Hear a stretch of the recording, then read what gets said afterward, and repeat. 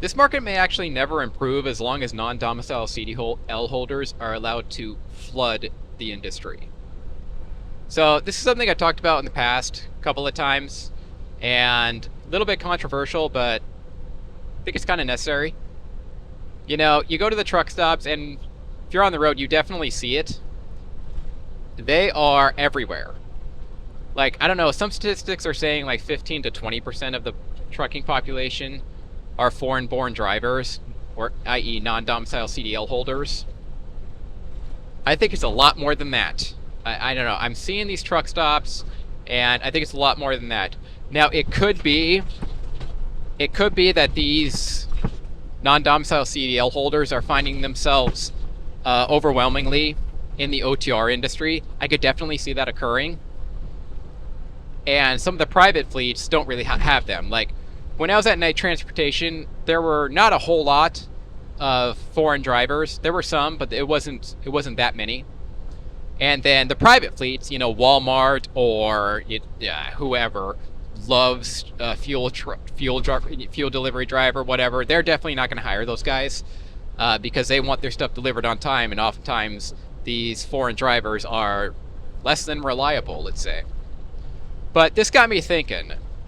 Last week when I blew my radiator and then the load had to be repowered, and then a foreign driver showed up who barely spoke English, and then I looked at the MC, and it was a throwaway MC that there were like 300 trucks under this MC. It had been in existence for like 2 months.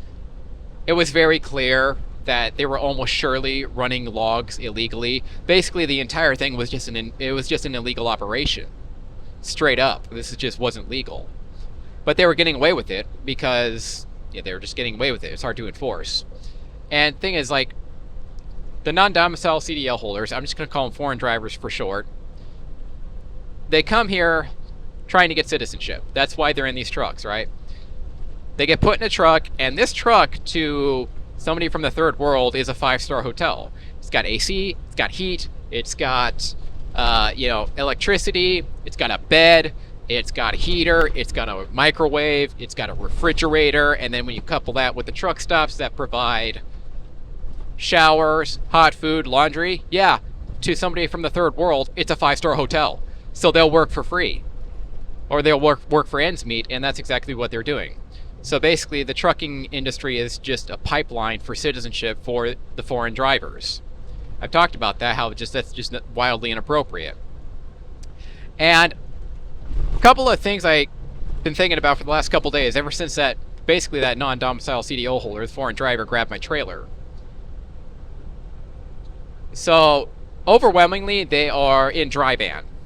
So you look around, you see the foreign drivers, they're almost always OTR guys in dry van, which is exactly what I'm doing.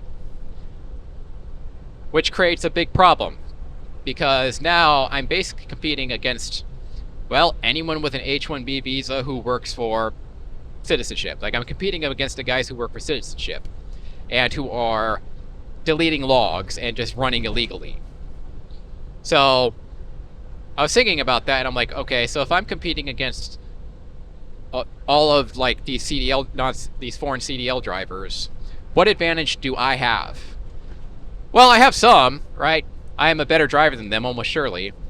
A lot of these guys can't even read the road signs. They're starting to hamper down on that with English proficiency, but these guys are brand new, been in the country for 5 minutes, and now they're driving the trucks. And okay, I'm 99.99% of them, I am just, I'm going to be a more experienced, more careful, better driver. That's one.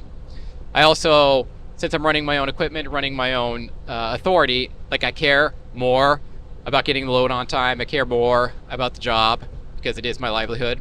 So I have that advantage. I also have the advantage my truck is paid off, so that helps. Little stuff like that. But when I'm starting to think about this is, okay, I have that advantage. What advantage do they have? Well, they're probably working for 20 or 30 cents a mile.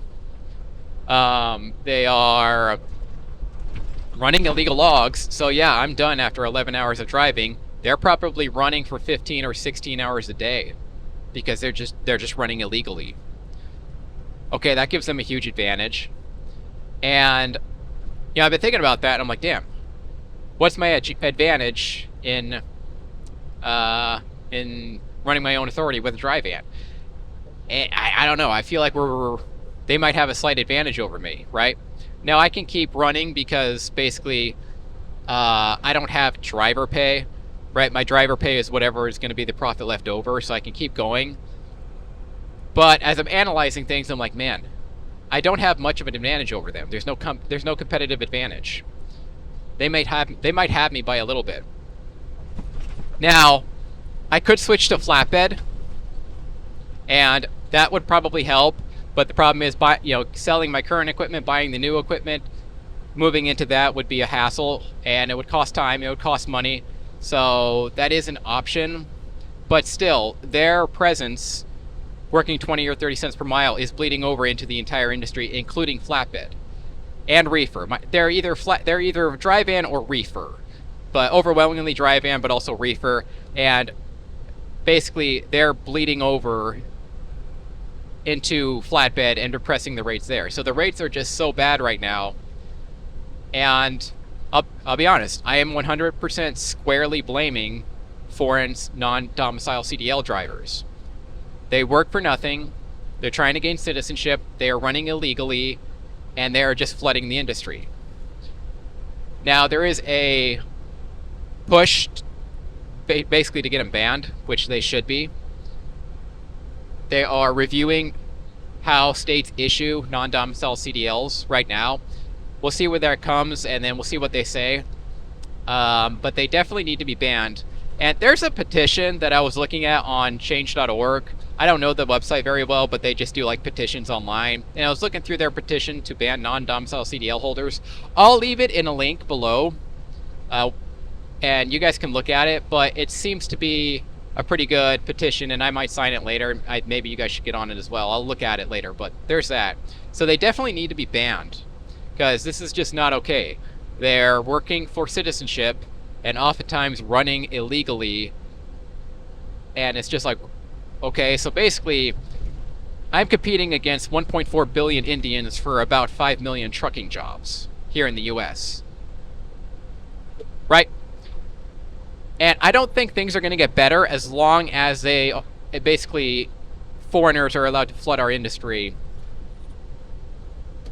without like any barriers whatsoever, basically. As long as the trucking industry is a pipeline for citizenship for foreigners, it may never get better. And I'm starting to come to this realization, and that driver who grabbed my trailer to repower it really started to kind of click some light bulbs on. Like, things may not get better as long as our industry is open to literally billions and billions of foreigners to come gain citizenship, right? Yeah, 1.4 billion Indians, 1.3 billion Chinese, round up billion Middle Easterners, round up billion African, the sub-Saharan African, or just Africa continent, and then hundreds of millions of Latin Americans come here as well to, gain citizenship. And to be clear, if I were them, I'd be doing the exact same thing. Like, I'm not blaming the drivers. Like, if I were in India and there was just this pipeline to citizenship for the United States, I would absolutely do it. Like, I'm not blaming them as individuals. I'm just saying it's not appropriate for the trucking industry and American truck drivers. So, yeah.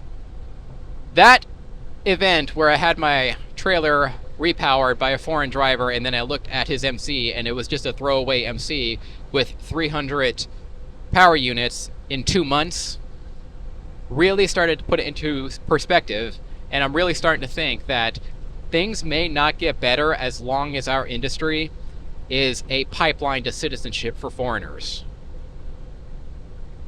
Like, because no matter how good the trucking market got, when you are competing against 1.4 billion Indians for 5 million truck driving jobs, yeah, the rates are going to be depressed no matter how much freight there is.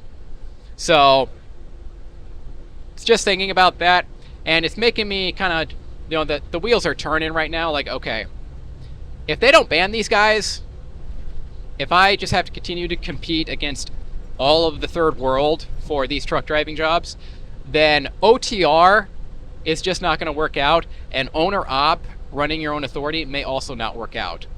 So I'm crunching the numbers, and it looks like I was probably best off at night transportation, actually, which sounds insane, but when I compare night transportation to Landstar to what I'm currently doing, I think night transportation, while the pay was slightly lower than Landstar, was the more secure and better way to go. Because night does have its own customers, and they got contracted freight, they got terminals, so there was a lot going on there that was kind of actually okay.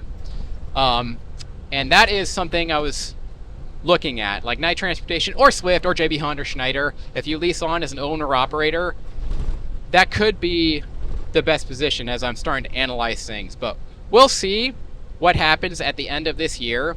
But it's just not looking good. And now that I have just basically had that experience of that driver just grabbing my trailer and then looking at the MC, it's just a throwaway MC. It's like, things may not get better as long as these non-domicile CDL holders have free reign over our industry.